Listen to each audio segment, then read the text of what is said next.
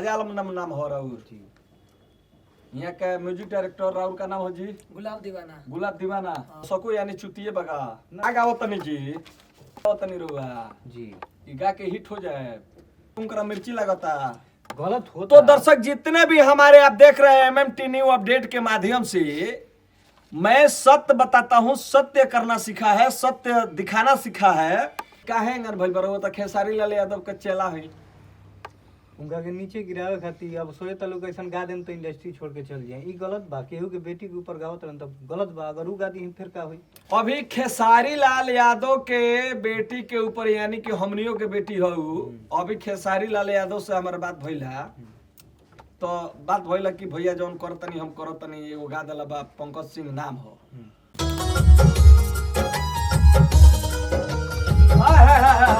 क्या बात है का बाजता भाई का बाजी आलम भैया आए बारे उनको गाना। अच्छा आलम जी नमस्कार। जो गिरावत रहा महाराज का गाओ तनी जी दुनिया में माई से ही सबके नाम होला आ चरण में उनके चारों धाम होला। हा बहुत बढ़िया तनी सुना तनी ली सुनी। दुनिया में माई से ही सबके नाम होला। दुनिया में माई से ही सबके नाम होला। चरना में उनके ही चारों धाम होला। चरना में उनके ही चारों धाम होला।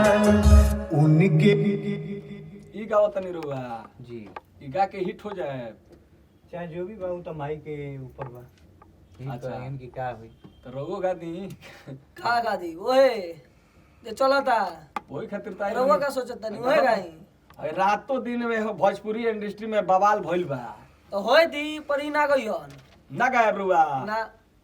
भाई जोन मिला तुम तक गावते बानी। अच्छा अब हमारा बस के नहीं लिखत केहू और बगावत केहू और बा। दर्शकों यानी चुतिए बगा ना छुट्टी के बात तो नहीं हम ही तो ना कनी तो सुनता पंकज सिंह के गाना टुनटुन के गाना अरे तो इतना बढ़िया गाना रउआ गौले बनी ये हालांकि कमे आदमी सुनी जे सब है कलाकार बा उ सुनी या सब है दर्शक सुनी चाहे जो भी सुनी सुने वाला अब सुनी चाहे दू बंदा पर होय के चाही बढ़िया कि बढ़िया। घर में माँ बाप के सामने ये सुन कौन सके। स्टूडियो हो MM talent music MM talent जी काम तो बढ़िया भो रहल बा। म्यूजिक सुनता नहीं न रुआ वो तो तभी नु आदमी गावता। अच्छा काम तो ठीक हो रहल बा। तो राजा जी रउआ से सवाल रही 5 गो। पूछिए राजा आलम नाम हो राहुल जी यहाँ का म्यूजिक डायरेक्टर राहुल का नाम हो जी गुलाब दीवाना। गुलाब दीवाना हाँ। अभी भोजपुरी इंडस्ट्री में चल रहल बा केहू कहता कीर्तिया के दामाद तो कीर्तिया हमार लवर तो केहू कहता कि सपनवा में बातचीत सपनवा में आती है ये का हो रहल बा रउआ बताई गलती हो रहल भाई जोन तनी है ना कैमरा के सामने बैठ के जोन भी होता ही गलत हो रहल बा। तनी और आगे आई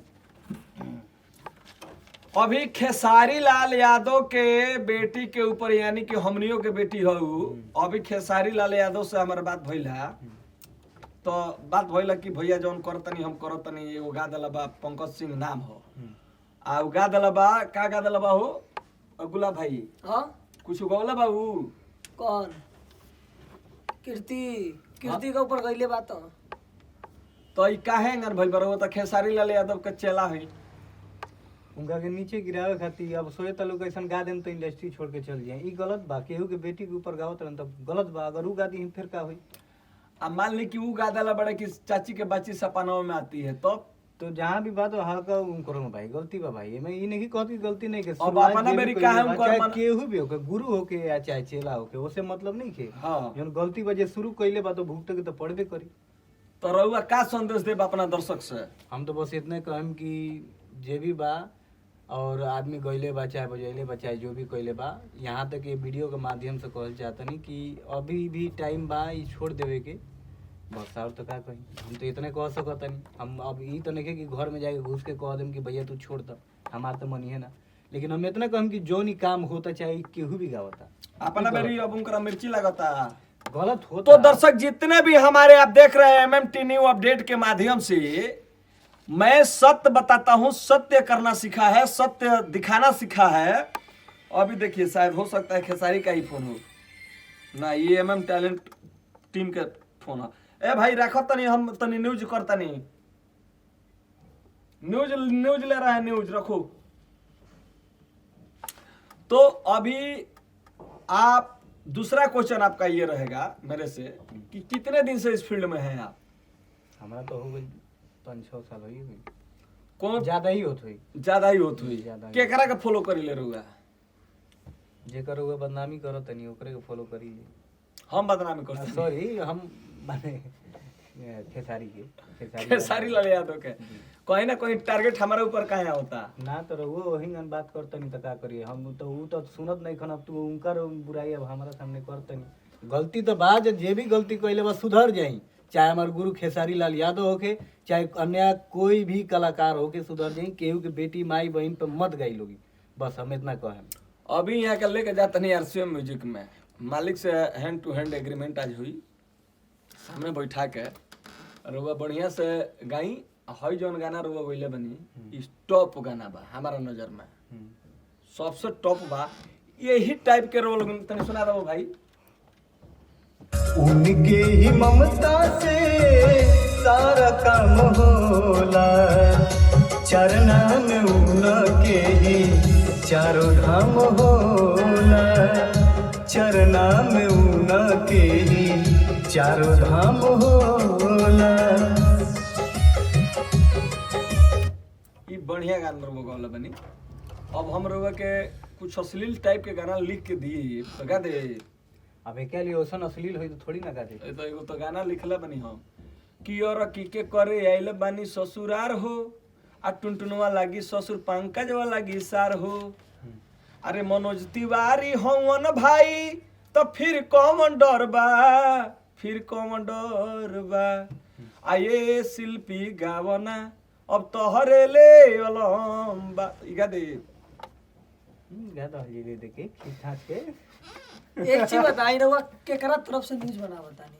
टुनटुनवा के तरफ से कि खेसारी लाल के तरफ से कि पंकज सिंह के तरफ से? केकरा तरफ से बोलता नहीं रहुआ? हम केहू के तरफ से नहीं की बोलत, हम सिर्फ बोली ले महामाई थामेली के तरफ से। हाँ तो जवाब कौन के कर देता? खेसारी लाल के जवाब देलो सनु, टुनटुनवा के जवाब देलो सनु पंकज सिंह। ए भाई एगो बात बताई दुल्ला भाई, आप स्टूडियो चला रहे हैं, ठीक है, अच्छी बात है, चलाइए, अच्छा करिए, लेकिन ये जितने भोजपुरी में खलबली मच रहा है ये सारा खराब है। मैं सोया नहीं हूँ, मैं सपना देख रहा था कि बहन जो भोजपुरी हमारा कहाँ चला गया, कहाँ चला गया? एकदम नीचे आ गया। केने नीचे आ गया? अरे यार जिसको नहीं गाली देना है वो गाली दे रहा है भोजपुरी इंडस्ट्री को। हमारा भोजपुरी मीन्स माने राधे श्याम रसिया, भरत शर्मा, महेंद्र मिसिर, ये लोग कलाकार हुआ करते थे। अब भोजपुरी के बदनाम तो करावल जाते बा, करावल जाता नु। भोजपुरी हम लोगों का माँ है। अब एकता नहीं खे, सही बताई तो आप आगे बढ़िएगा, आपका गाने पे स्ट्राइक मार जाएगा। आपका गाना पे मैं अभी दिखा रहा हूँ, जो ये गाना रिलीज हुआ MM टैलेंट पे, उस पे कॉपीराइट आ गया। आ गया होगा, आ गया होगा, आ गया, उसको फिर हम हटवाए। आप बिलीव नहीं करेंगे, ये आपका लिंक था, कंटेंट ID इस पे लगा हुआ था, देखिए। तो कहीं ना कहीं MM टैलेंट कंपनी भी थोड़ा सा प्रॉब्लम में चल रही है। देखिए कंटेंट ID डायरेक्टर अमरेंद्र,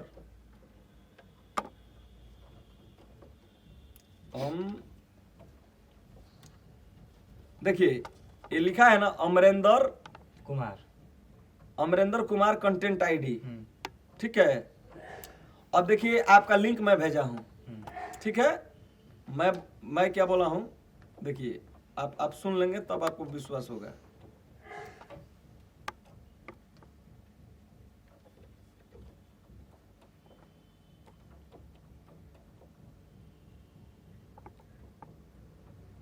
अच्छा उसके बाद मैं क्या कि अच्छा ये सॉन्ग अपलोड करवाइए, ठीक है।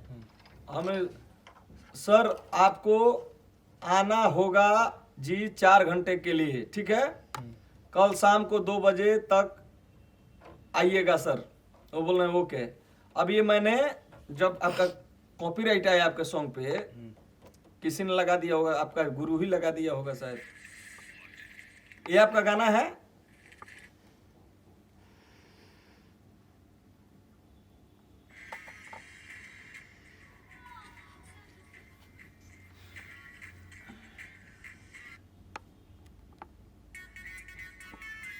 यही गाना है ना।